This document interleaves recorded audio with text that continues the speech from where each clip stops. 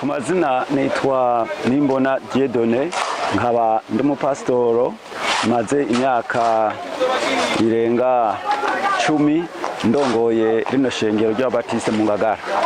Ibi bikorwa byo kubaka iyi ngoro yitiriwe imyaka 100 ishengero ry'Abatiste rimaze rigeze muri kino gihugu cy'u Burundi, biramaze ikiringo c'amezi 6 bitanguye, ariko twovuga ko hari n'ayandi mezi ashika kuri 6 yatanguye imbere turi mu ndinganizo yo kurondera ibyangombwa byo kugira ngo twemererwe kubaka.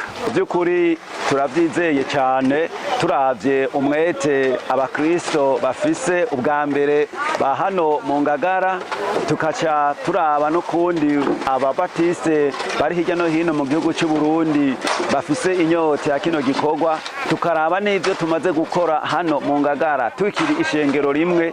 Turafise ivyizigiro atankeka yuko mu myaka 3 tuzoba twageze kurangiza no rushengero tukaruhimbarizamwo isabukuru y'imyaka 100.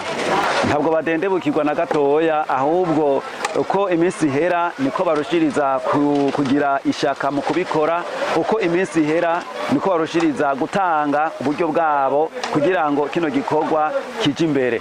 Icambere nuko iki gikorwa twatanguye kigoye kandi gisaba uburyo, na cyane cyane kubaka kave bisaba uburyo bwinshi. Rero imbere kidutera intege nuko tubona ko abakristo bacitabiriye kandi bacumva cyane. Ikigira kabiri, turabona neza yuko abakristo banezererewe cyane gukora iki gikorwa, kandi abakristo bamaze kwitanga bagakora iki gikorwa baguma babona umugisha udasanzwe mu byabo, bikabatera intege kurushiriza gukora.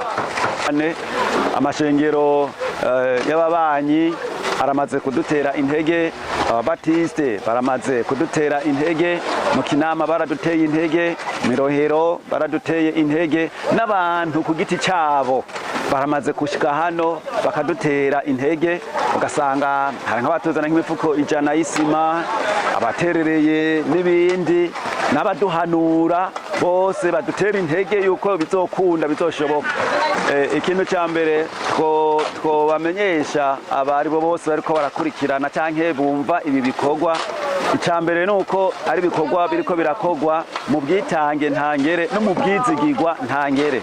Abari hirya no hino, mu gihe umwe wese yogira ishaka yo gukora, yo kugira icyo atanze icyo ari cyo cyose, icambere nuko tumwizeza ko uwutanze ikintu wari we wese kirashika kandi kirakoreshwa neza, kandi mu bihe bya vuba tuzobamenyesha uburyo inzira zizoshobora gukoreshwa ku buryo umuntu ari hafi n'uri kure ashobora gutanga icyo gufasha igikorwa kigende neza.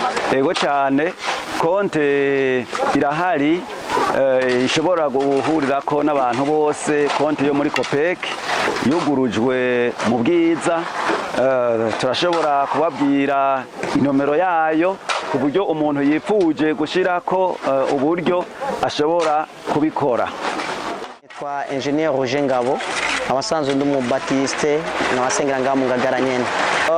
Nukuri tubona ibikorwa biko bigenda neza cyane, usibye ko nyene ikibazo cy'uburyo bigisanye uko bugorana gatoyi, ariko aho ibikorwa bigeze turashima kuko uno munsi twaramutse tu betone cyo bita dalle du sol kugira ngo dushobore kubandanya tugira ama elevation y'amakolone na construction de murs de soubassement kugira ngo hano hasi muri cave tuhamare atanyeka tugumye kuno murindi nyene no musitegeza kurara duhejeje kubetona. No kuvuga duhejeje kubetona ino dalle du sol cyo tubandanya twubaka ico bita murs de soubassement kugira ngo dukingire zino mpome zo kumande, twubaka n'amabuye cyo bita murs de soubassement amoelo, hanyuma duhejeje cyo tuduza n'amakolone dushike ku idare ya mbere cyo dukora idare.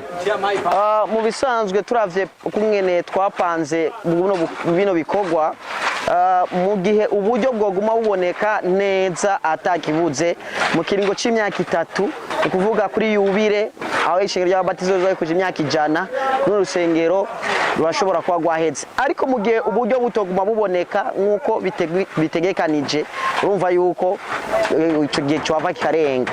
Kandi twifuza ko kubera ko ibikorwa byinshi bigoye biri mu ntango mu myaka 2 ya mbere, ni kuvuga mu mwaka wa 2026 no mu mwaka wa 2027, byari bisanzwe byari bitegekanije yuko muri 2027 icyo bita structure yose kiba cyaheze. Twahejeje structure twanayisakaye ku buryo tuca tugira icyo bita mur de remplissage, gusa twubaka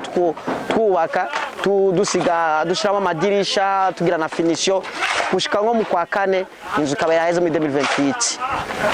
Nk'umuhinga hamwe amafaranga yaguma aboneka neza ku rugero rwiza mu 12 ni kuvuga bijanye na structure ko badusa nk'abageze kuri 80 kwijana. 2027 navuze ni 2027 niho tuko mu gihe nk'iki mu kwa mbere tuko turafinaliza structure, hanyuma gushika muci tuko tuvira ibijanye no gusakara muri 2027. Ariko ivyo byose bikunda bivanye n'uburyo bubonetse mu no mwaka wa 2026, kubera ko kubaka mu bisanzwe no kugereka ibuye kurindi utageretse iryo hasi ryo hejuru n'ibikunda kurishiraho. Ibisaba yuko re tugenda ibikorwa byose twateguye muri 2026 biherana na 2026 nyene, hanyuma bikunde ko 2028 bizokunda ko twinjira muri ino nyubako. Akoze cyane n'urushengero ruzoba rugizwe n'iyi nzu yo munsi cyo bita cave, hanyuma ukaca rugira n'amabiro muri rez-de-chaussée, hanyuma tukaca tugira n'idale icyo bita balcon engradé imeze nk'ajya kwa stade, hanyuma n'urusengero zo rufite ububasha bwo kwakira abantu baba 4,500. Kuvuga uburi superficie zo ari 1200, hagati ya 1200 na 1500 metre carré, ni kuvuga ni hafi ko tuzokuwa hafi hectare yose, hectare yose, ni kuvuga kino kibanza cyose kuva ahanyene turi tukaduga tugashika ku ishure riri ruguru ko aho kino kibanza cha Baptiste Ngagara gitandukana n'ikibanza cha Libre gushika hariya niho urusengero ruzoba rugera. Ni kuvuga kino kibanza cyose tuzocubakamo aha mubona duhagaze ubunye ni muri cave, kino ni kibanza cha cave gusa, azo ari inzu zo munsi ni cave yonyene. Ni kuvuga hejuru no cave niho acatangura ayo madale yo balcon yindi imeze nka grade imeze nka stade. Cave garukira hanyene, ni kuvuga ari imbere hose na cave iriho, cave garukira ngaha nyene, hanyuma hejuru rero ngano cyo dufatanya na hariya imbere hose rukaca ruba urusengero rumwe ufatiye hejuru. Kuvuga kugira ngo winjire uranga ko ari munsi uzoduga ama escalier winjire mu rusengero indani. Natwe turabashimiye cyane murakoze.